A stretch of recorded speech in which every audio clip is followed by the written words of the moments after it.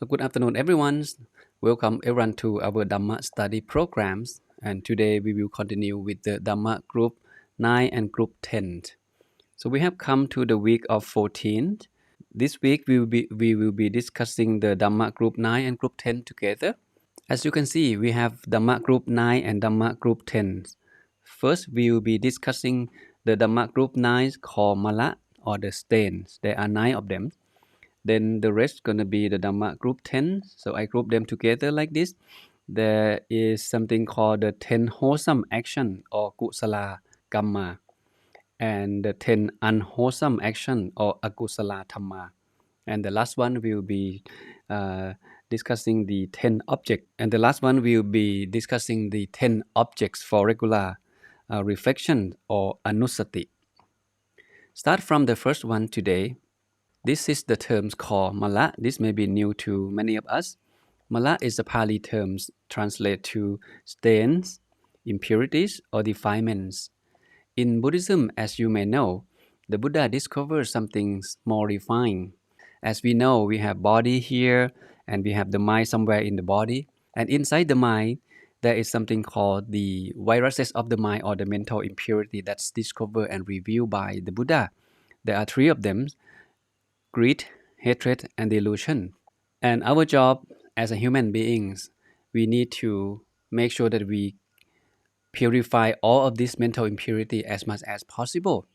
And if someone can get rid of or uproot all of this completely, that person will achieve the state of arahantship or realize nibbana. And there are many kinds of kilesa out there. Today we're going to learn another group of kilesa called the mala. But in the past, we may familiar with the word hindrances, the 5 hindrances, or the second noble truth talk about tanha. There are 3 kinds of tanha: kama tanha, bhava tanha, vibhava tanha, mentioned in the second noble truth. Or you may heard about the upakilesa. There are 16 of them. So all of these, they are defilements. And you may be wondering, how come there's so many of them? If you look at the primary colors, primary color only have 3 colors, right? Yellow, red, blue. And if we mix them together, we get all kind of color shade like this: yellowish, bluish, brownish, reddish. There are all kind of them. If we track all of them back, they're coming down to these 3 kinds of primary color. Same thing with the defilements. The root of the defilements, there are 3 of them, namely greed, hate, and delusion. And when they mix together, they become a different form of defilements. And today I'm going to give you an example so you have more understanding about the defilements and how they work. In other words, doesn't matter how many defilements out there. If we track them down, they will coming down to one of these 3 kinds of defilements, which are greed, hatred, and delusions. Sometimes they are called the root of the poison trees, stemming from avijja or ignorance, and then become lobha or greed, dosa or anger, moha or delusion. And they go from there. There are many kind of moha, many kind of dosa, many kind of lobha. So we need to be aware of this fact and keep our mind pure as much as possible. So the nature of the mind is supposed to be pure and right, but because there are the mental impurity in the mind, it makes the mind crowded like this. It makes the mind impure. So our job is to maintain the purity state of the mind as much as possible, so we can be at peace and we can be happy. So we get to know the group of defilements called mala. The meaning of mala: you think of the dusty windows. The window is supposed to be clear, supposed to be bright, so we can see through the window and we can see things the way they are. We can see tree, we can see human, we can see car pass by. But if the window is stained with dust, with something, it's become a dirty window, then we cannot see things clearly through that windows. Same thing in human mind. If the mind stained with this kind of viruses or this kind of defilements, which we about to talk about it, 9 of them, so it's kind of hinder us from making progress in our spiritual development. It's blocking us from the right understanding, and it's lessen our happiness because they stain our mind. They make our mind impure. So the defilements that fall into the mala groups, there are 9 of them. First, anger or goda. Second is depreciation. Depreciation, the Pali is called makha. The third is envy or jealousy or itsa. The fourth, stinginess or macharya. And the fifth, deceptions or maya. The sixth, called boastfulness or sataya. The seventh, false speech or musawada. The number 8 is evil wish or papicha. And number 9 is a wrong understanding or wrong view or michatiti, which we did talk about this in the previous session. And they are the mental impurity. They stain the mind. From the pure and bright mind become the crowded mind. And as you know, pure mind bring happiness, crowded mind bring suffering and problem into life.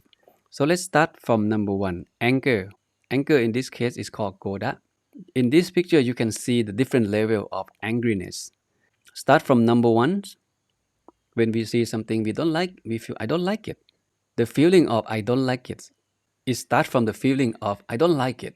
And if you still have to face that thing or that situation, the mind become irritated by that situation, by the person, by the voice, by the environments that you are living in that particular moment. When the mind get irritated long enough, it will become angriness. You get angry here. And later on, let's say if the person starts shouting at you, you don't like it.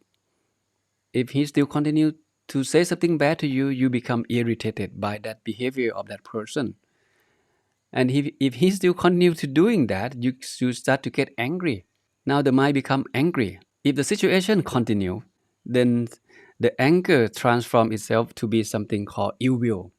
Now you start thinking, I'm gonna have to say something bad back to him. Now I'm gonna have to hurt him back. Now there is a thinking of hurting someone back because I don't like what he is doing to me. Let's say if the man is not around, you cannot say something bad to him. He just run away.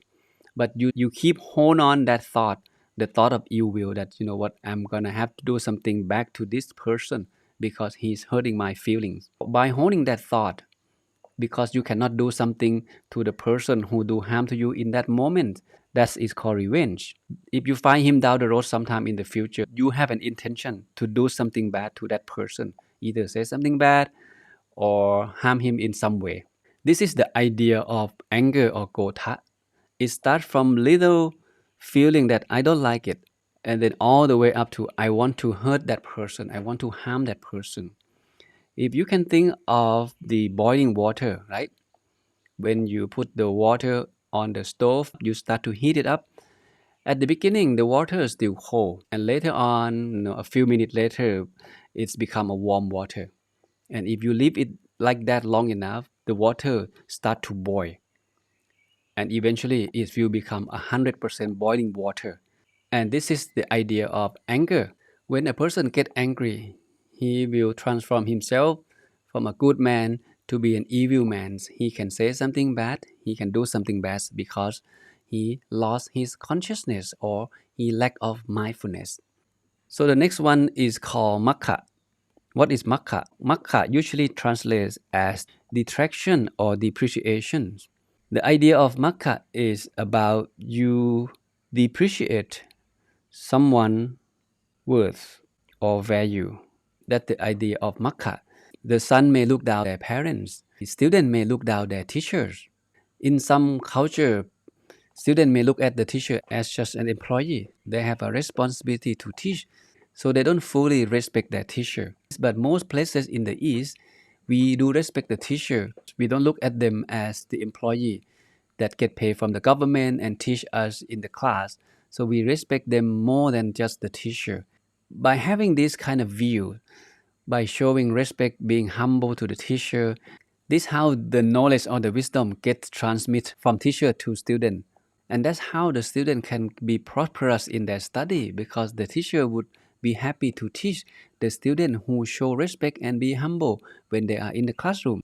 There was the story of the Tevatatta, the monk who would like to take charge of the Buddhist community or the Sangha community back then. So he turned himself against the Buddha. He wants to be in charge. So he did try many things to harm the Buddha, or even trying to kill the Buddha himself, because he lack of respect towards his own teacher or the Buddha. So as a good person, we should reflect that there are many people in our life that they love us, they care about us, they take care of us until we become we today. Parents, teachers, friends, boss, relatives, there are many of them. We should not only recognize there are goodness that many people have done to us, we also should find way to repay the gratitude back to those people in any way that we can. And that is the characteristics of a good person that we learned from the first week of the Dhamma group 2, right? About Katanyu and Kataweti. To recognize someone's goodness and to find way to pay gratitude back to those people. The next one is called Issa. Issa or jealousy. This one is easy to understand. When someone, when we see someone happy or success in life, we should fully rejoice in their success, right? But the nature of human mind is not like that because we born with ignorance, we born with delusions. There may be time that your friends get promoted at work, you guys start working together, graduate from the same school, same degree, work work in the same company with the similar performance, and all of a sudden your friend get promoted to be the managers. You may be thinking, why not me? That's the jealousy mind. So instead of turning yourself against the success of your friends, you should develop something called the sympathetic joy that listed in the four Brahma Vihara, right? That we learn the loving kindness, the compassion, sympathetic joy, and equanimity. This is what the society needs the most at the moment, to accept and rejoice in someone's success instead of everything is me and mine. I have to be better than others. We will not be happy when we see someone success or better than us. Next one is called Matchariya. Matchariya translates to stinginess. Stinginess is the intention that I don't want to give, I just want to take. This is both delusion and both greed that drive that kind of behavior. We have a tendency to take more than give, but the Buddha teaches us to practice generosity. This is the antidote for Matchariya, softening the mind, tone down the Matchariya toward the giving. And there are three kinds of giving that the Buddha teach, right? You can give the material things, give food, give clothes, give money. There's so many things that you can give.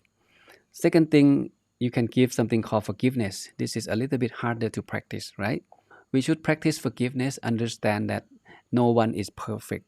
Mistake can be happening anytime. And in fact, mistake is a part of the game of life. The most important question is what to do next after you yourself make a mistake or someone or your friends making a mistake to you. So we should develop the mind toward that way. The third thing that we can give is called the Dhamma or the teaching. In other words, the gift of wisdom. The Buddha says the gift of wisdom surpasses all kind of gift because when you give the wisdom, you can help others to have the right view, to live good life, to live virtuous life, teaching them how to observe precept, how to practice meditation, and how to develop wisdom toward the Dhamma studying. Next is called the Maya, usually translated to deceit or deception. The idea of Maya is dishonest. In front of your parents, you may pretend that you are study hard. After they left, you may turn yourself to the televisions to watch movie instead of study. In the office environments, if the boss is in the office, everyone in the office seems to be eagerly working on their job. No checking email, no reading newspapers. But when the boss leaves the office, then everyone turn themselves to do something else. They behave differently, checking email, watching television, chatting with their friends, and that's called Maya, that's called dishonest. Next one is called Sataya, usually translates to boastfulness. What is boastfulness? Boastfulness is the act or the practice of making excessive claims about one's own abilities or achievements. Basically, a person just want to promote himself of the good thing that he has done. He may do a little bit of good thing, but he make it such a big deal.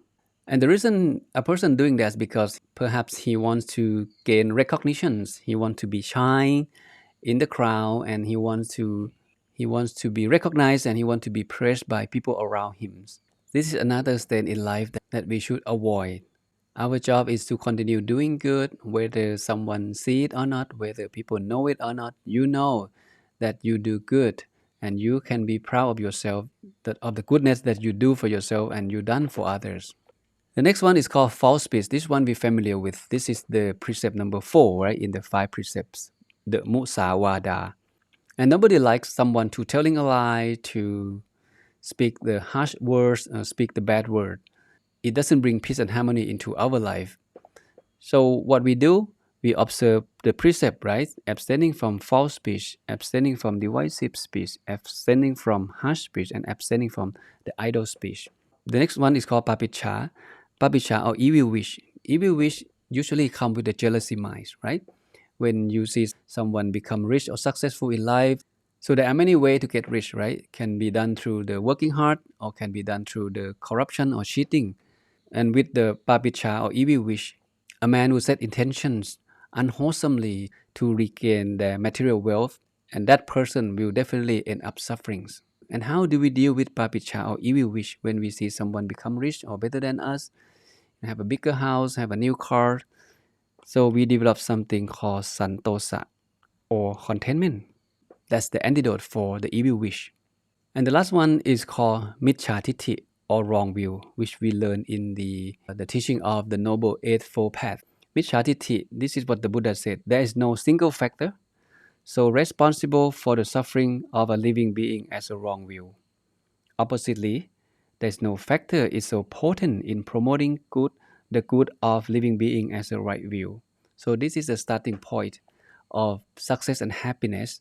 If a person has a wrong view, they start walk down the path of unwholesomeness. But if the person has the right view, that person they start walking down the path of sustainable success and happiness. So what it mean by the wrong view and the right view? To understand wrong view, we need to understand the right view first, right? In the big picture, the right view that the Buddha would like us to understand is the right view towards something called the karma. There is a cause and consequence of our actions. He said, when a noble disciple or a wise followers understand what is karmically unwholesome and the root of unwholesome karma, what is karmically wholesome and the root of wholesome karma, then that person has the right view. So it's about karma, it's about consequence, right? So we can say, you do good, you get good. You reap what you sow. The good deeds bring good results, and the bad deeds always bring bad results. And that is the right view. So wrong view is oppositely, right? The person who have wrong view will neglect. The person who have wrong view will neglect the law of karma. And this is the antidote for each one of them. For anger, we can develop patience or khanti, loving kindness and compassion. For the depreciation or the makha, don't see the value or the worth of others, we should develop gratitude. And for the envy or jealousy mind or itsa, we can develop sympathetic joy. For the stinginess, the Buddha suggests us to practice generosity, the dana. The deception or the maya, you develop something called honesty. Don't become a dishonest person. Boastfulness or sataya, so we develop respect and humble. There's no need to show off the good thing that we have done. False speech, so we develop right speech, right? Develop something called truthfulness. And for the evil wish or papicha, we develop santosa or contentment. We content of who we are and what we have. And the last one, the wrong view or wrong understanding, one needs to develop the right view. So that's the idea of the mala, the Dhamma group 9. So now let's move on to the Dhamma group 10. So I will group them together of the 10 wholesome action and the 10 unwholesome action, which is Akusalakamma. As we know, human being, we can commit kamma in 3 ways: through the thinking, through speech, and through bodily actions. The Buddha teaches us to stop doing bad, to continue doing good, and purify our mind through the meditation practice. And he specifically telling us what consider good and what consider bad. As you can see here, this column is called unwholesome action or Akusalakamma. The second column is called wholesome action or Kusalakamma.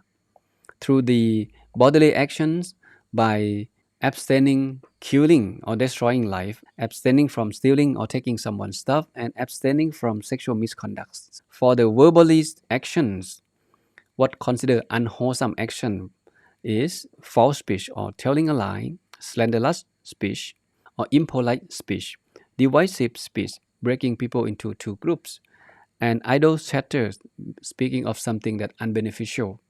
Wholesome verbally action is opposite, right? Abstaining from false speech, abstaining from harsh speech, abstaining from divisive speech, and abstaining from the idle chatter or the unbeneficial speech. And that's something we discussed earlier already. And for the mind part, this is about the thinking, right? What kind of thinking consider unwholesome thinking? First, covetousness, which drive by greed. We wish to have or obtain something in a wrong way. Second thing is called ill will. We learned about anger earlier. This is called unwholesome action because when someone getting angry, the mind is crowded. And with that crowded mind, a person can make a lot of mistake and can do a lot of bad things. And the third one is called wrong will, the will that rooted by ignorance.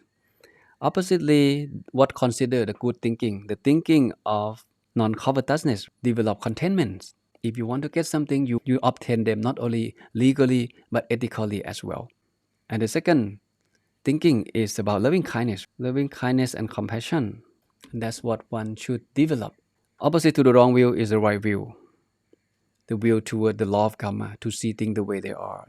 All of this is considered wholesome and unwholesome, the bad and the good in Buddhism taught by the Buddha himself.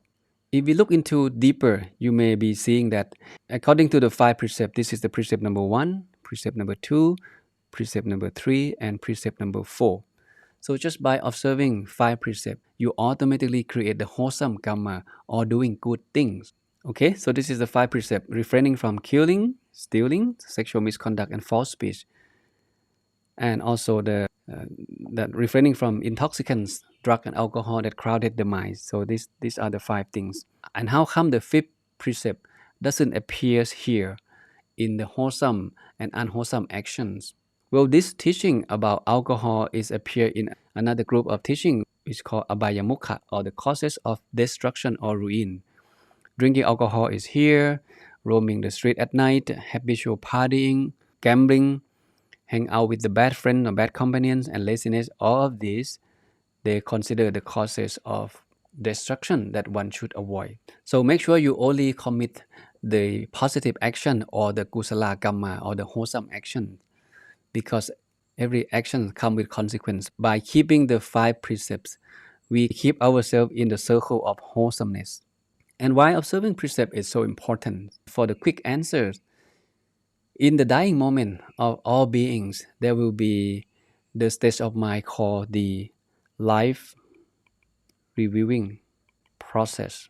It happened very quickly.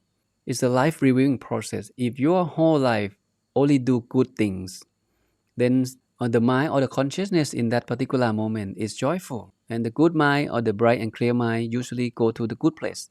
Oppositely, if the mind cash on something unwholesome that a person did while he was or while he or she was still alive, like breaking some of these precepts, killing, stealing, sexual misconduct, lying, and intoxicants. So these crowded the mind. And in that particular moment, as a person review his own action, the mind somehow clinging on or attached on the energy of the unwholesome action that he did. And that is scary because the bright and pure mind will activate good consciousness, which leads a being to go to good place. With crowded mind, again, it will activate a negative consciousness, which definitely will lead the beings to go to the bad place after he die. And that's why we should make sure that we secure our precept for the rest of our life. So we come to the last topic today. It's called Anussati. We get to know the meaning in a moment. In this teaching, the Buddha says, one thing, monks, when developed and cultivated, leads solely to what? This disillusionment, dispassion, cessation, peace, insight, awakening, and extinguishment. All of this point to something called Nibbana. This is how the Buddha start off this particular sutra before he discussed about the Anussati. By reflecting on this, whatever he's about to say or about to teach is definitely important. If we reflect into one of these, that will lead us to Nibbana. So the Anussati is the concept which one should often reflect.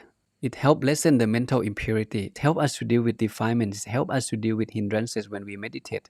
It helps us to deal with hindrances when we meditate. It helps us to deal with defilements as we go through life. And that's, of course, will help us to regain the clarity state of the mind, no matter what kind of situation that we might be facing. So there is the word sati here, usually translate to mindfulness. Everyone seems to know that. Another meaning of sati is the remembering, right? Or bearing in mind.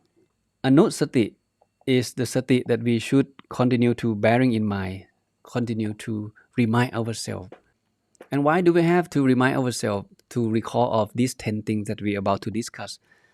Come back to this picture again. This is the nature of human mind. You may wake up happy, the mind is peace and calm, and when you go to work, the mind start to be bombarding with all kind of stimuli, positive, negative. Most of them are negative, and that's referred to the defilements or hindrances that keep coming back to the mind, cause the mind to be crowded and impure. So if one wants to be happy, one need to regain the clarity state of the mind to make sure the mind is pure and bright at all time by recall these 10 things that the Buddha teach. That's why the reflection 10 Anussati, it is very helpful and practical. What are the 10 of them? The first 3 we should familiar with because we learned about the triple gems already. The Buddha-nussati, the Dhamma-nussati, and the Sangha-nussati. The recollection, the virtue of the Buddha, the recollection, the virtue of the Dhamma, and the recollection of the virtue of the Sangha. This is the triple gems that we did learn in the Dhamma group 2. We seek refuge into these 3 gems because they are reliable. First is the Buddha. Imagine that if you allow the Buddha to sit into your mind, whatever you're about to do, you will be cautiously and mindfully to do the thing that you're about to do, right? Because the Buddha is sitting there and watching you. And that's called Buddha-nussati. If someone starts to shout at you, and you have the Buddha sitting into your mind, when you're listening to that sound, that negative sound that go to your ear and go to the mind, with mindfulness, you know that, hey, I should remain calm, I should remain the wholesome state of the mind because the Buddha is sitting here. So it gives you a peace of mind. Instead of saying something bad to them, you can remain calm. And that's the idea of Buddha-nussati. And the Dhamma-nussati as well. What is the Dhamma? The Dhamma is the teaching of the Buddha, right? The teaching of the Buddha that help us to live good life, that help us to be happy.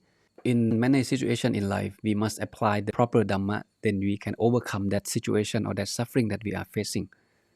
That is why everyone is encouraged to study, to continue to study Dhamma, to acquire this kind of wisdom. With mindfulness and wisdom, one always make a better decision. And the third one, to recall the virtue of the Sangha. When you think of your meditation master, your Dhamma teacher, or the monk that you have faith with, whether you know them personally or not, if you allow them to be in your mind, again, similar to you allow the Buddha to sit into your mind, you will do things mindfully and consciously. And most likely you will not break precept in the action that you're about to do. And this is the benefit of recall the Buddha, the Dhamma, the Sangha into your mind often during the day. Number 4 is called Sila Nussati, the recollection of one's own ethical conduct. Like I said, Buddhist people observe 5 precepts, sometimes 8 precepts. If you think of your own action, that you have been observing precepts for many years, when you look back, there is no regret, no remorse, no guilt of your own action. I never kill, I never steal someone's stuff. I honest to my spouse, I don't telling a lie, and I also practice mindfulness by not getting involved in alcohol and drug. By recall this Sila Nusati or recall the virtues of your behavior, it brings your mind peace and joy during the day. And that's the beauty of Sila Nusati. And the next one is called Jaka Nusati, mean the recollection of the generosity. What is generosity? You think of the giving that you have done in your whole life. In the framework of the teaching of the Buddha for the lay people, sometimes he starts from the dana. Dana is giving, and then the sila, virtuous conduct, and then the bhavana, or the practice of meditation. Dana is the starting point. It's easy to do. But precept a little bit more challenges, right? To observe precept, to remind yourself not to kill, to lie, not to sexual misconduct, or having involved in the alcohol and drug. That we need more effort to do that, to control our behavior, to be wholesome. But the dana is easy to do. You have something you can give, right? We learned today you can give material things, you can give forgiveness, you can give the wisdom to someone that you love, to people around you. Here, there are villages nearby the monastery that I stay. Then we go arms round often, and we notice that even though people don't have a lot to give, but they still practice the generosity.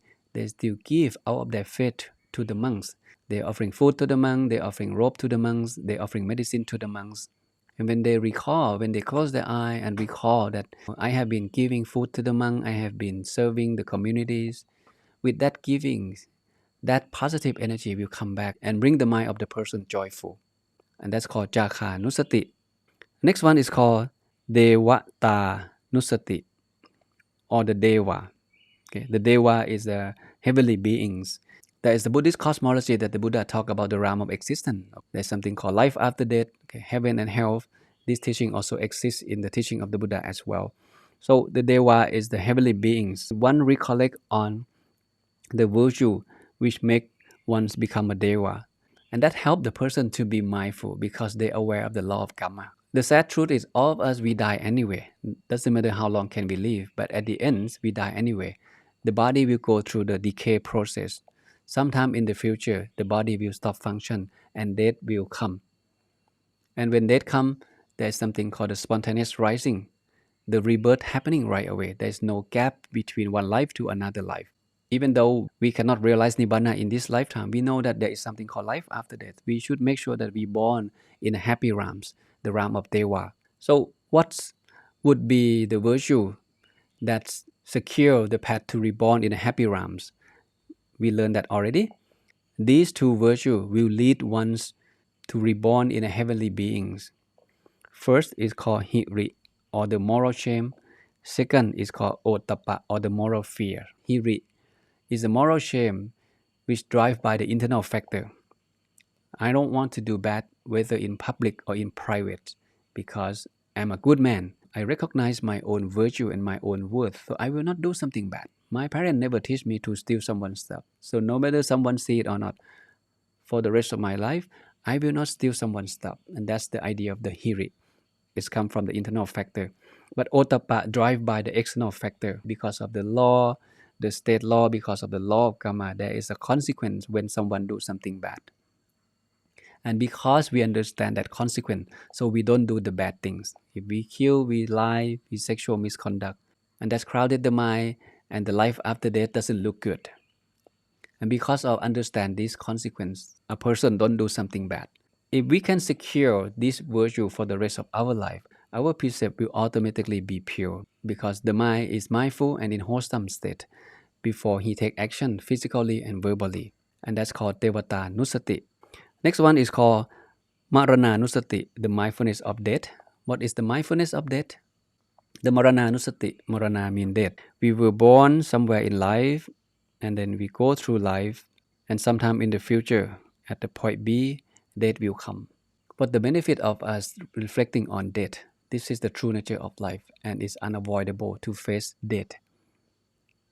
Our job is not to fear, not to be nervous about death. Our job is to acknowledge the real nature of life. So we need to prepare. As a human being, we always facing challenges in life. There are all kinds of suffering that's happening, like physical illness, relationship, health, business issues, political issues, environmental issues. Life is filled with these kind of problem. If you feel like life hitting you hard, maybe you lost your job, maybe you are diagnosed as a fatal disease, maybe your heart is broken. When all of this happens, maybe someone do something bad to you, at the end of the day, we should find a way to let go that worry, that suffering that we are facing. And one way to do that is to reflect on the death. Because when we reflect on the death, it helps the mind to be at ease.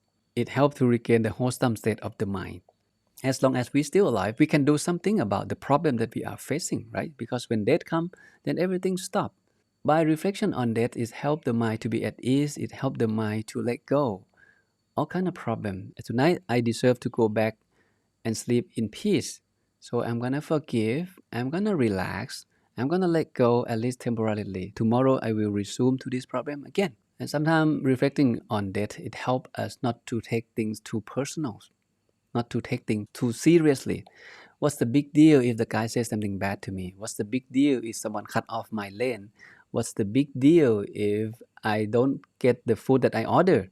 Right? So if we don't personalize into that thing, if we don't identify ourselves to that situation too much, it helps the mind to be relaxed, and we can continue to do things that we're supposed to be doing calmly.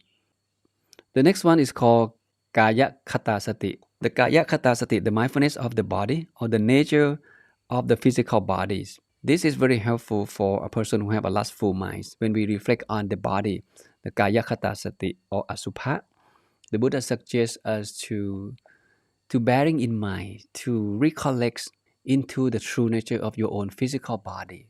And when a man meditates with a lustful mind, the mind cannot come back and be still. So he can develop the Kaya Kata Sati by turning his attention into his own physical body, reflect on each part of the body. So the body is loathsome, the body is ugly, the body composed of the 32 parts like this.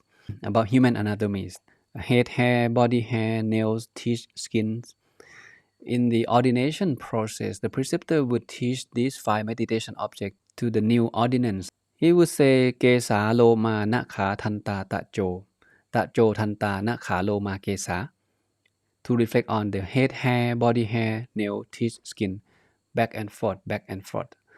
Why did he say that? Why did he teach something like this to the new monks? Because the new monk is the monk who just come from the lay life and wants to be a monk. Then the monk is the person who stands opposite to the realm of sense pleasure. He seeks for a more refined form of happiness through his meditation practice. And when he sits, the mind will go everywhere in this universe. The mind will go back home, go back to human animal object that he had experienced before he became a monk. By reflection on this body part, it turns the attention of the mind back inwardly to reflect that, hey, nothing is beautiful. The body is loathsomeness, the body is filled with disease. Head hair from black hair turn to gray hair, from beautiful skin turn to wrinkle. So all of this is the nature of the body, which is impermanent and unsustainable. And this is the beauty of the Kaya Kata Sati when the mind has a lot of lust. Next one is called Anapanasati, which we may familiar with, the mindfulness of the breathing. This is probably the easiest way to bring the mind back to the body, to the present moment. And you can do this all day long. That's why it's called Anussati, to recollect often, to recollect continuously. When you get on the bus going to work, instead of checking your phone, just bring the mind back to the breath. Enjoy the moments. And when you get on the elevator, when you wait in line at the restaurant, instead of let the mind wandering wherever it wants to be, habituate the mind to come back to the breath. And when the mind come back to the breath, the mind at least nearby the body. And eventually the mind will go back inside the body. And that helps the mind to stay still inside the body and observe things that happening around you fully. That's the beauty of Anapanasati. And there are many ways to practice Anapanasati as well. You may start with something that's easy for you. You can bring the mind back to the breath and just observe how the body breathes. Breathe in short or long, breathe out short or long. When you breathe in short, how do you feel? When you breathe out short, how do you feel? When you breathe in long, how do you feel?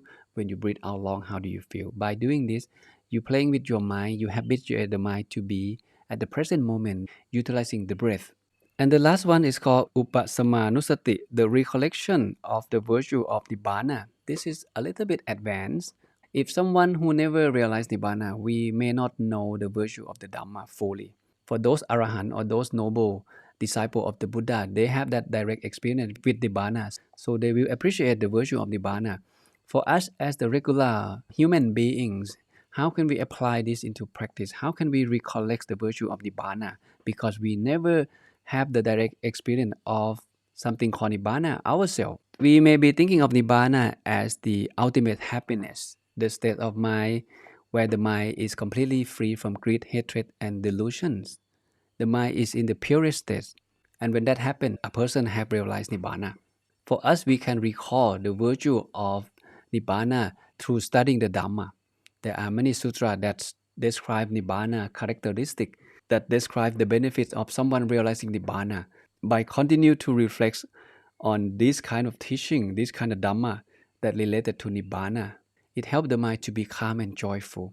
It gives us confidence that we are walking on the right. And one day, if we don't give up, if we keep continue to walk down this noble eightfold path, one day we can realize Nibbana as well, just like the Buddha and the great monk in the past. So these are the 10 Anussati that the Buddha suggests everyone to reflect often during the day.